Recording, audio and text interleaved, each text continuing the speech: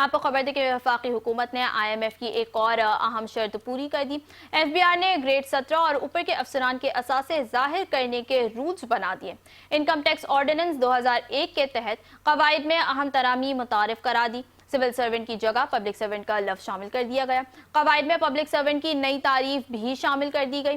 قومی احتساب آرڈیننس کے تحت مستثنی افراد شامل نہیں ہوں گے۔ نئے قواعد کا مقصد اثاثہ جات شیئرنگ نظام کو زیادہ شفاف بنانا ہے۔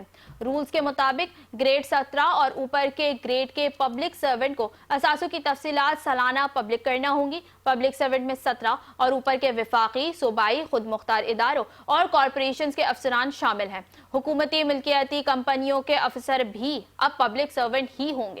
نوٹیفیکیشن کے مطابق SPPS اسکیل پر تعینات آفیشلز کو اثاثے ڈکلیئر کرنا ہوں گے۔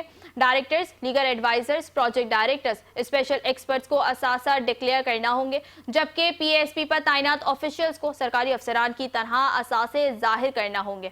FBI کے نوٹیفیکیشن کے مطابق قواعد کو جامع اور ہم آہنگ بنانے کے لیے ترامیم کی گئی۔